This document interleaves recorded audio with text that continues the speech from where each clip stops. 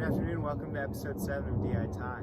My name is Ty Pierce and we're here in Lakewood, Colorado. Today we're going to be talking about setting the foundation footings.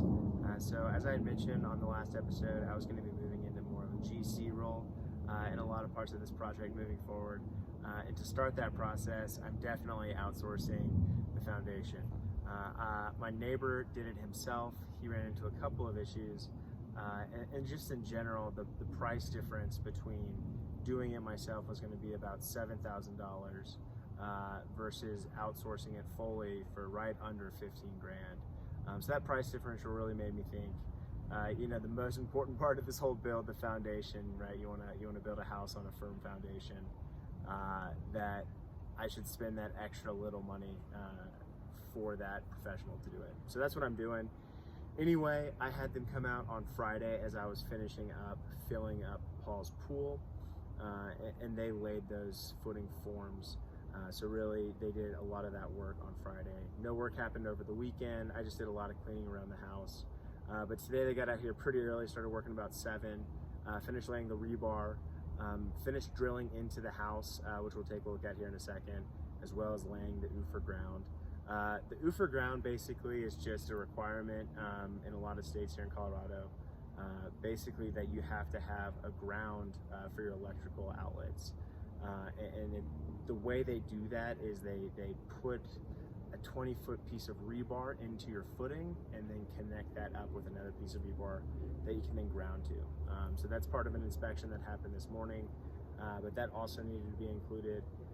Other than that, we're just going to kind of look at some of the work that happened. It was a really exciting day. These guys are, they're pros. They're so fun to watch. They're so efficient and so good at what they do.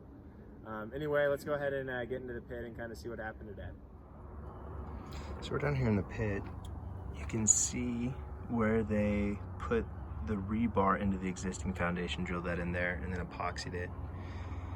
They got these forms set. Rebar staked into the corners and running through. In this back corner you can see the UFR ground. It's the electrical grounding. Basically is a rod connecting to 20 feet of other rod for that ground. They got the form set up for work tomorrow, but yeah, we're good to go for the pour today. You can also see our piers here in the middle.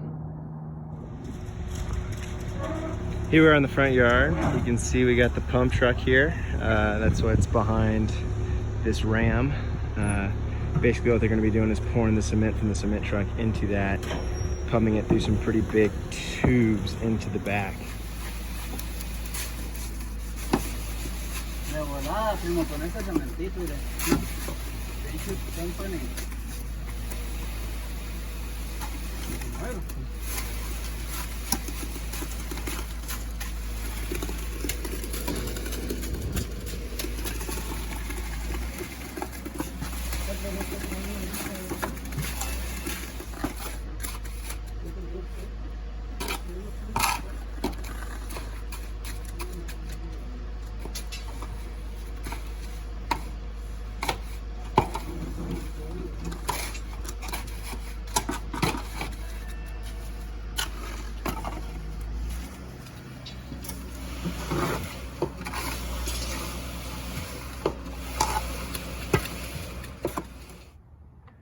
So it's the end of the day now. I'm out here standing in the middle of the pit. Everyone's gone.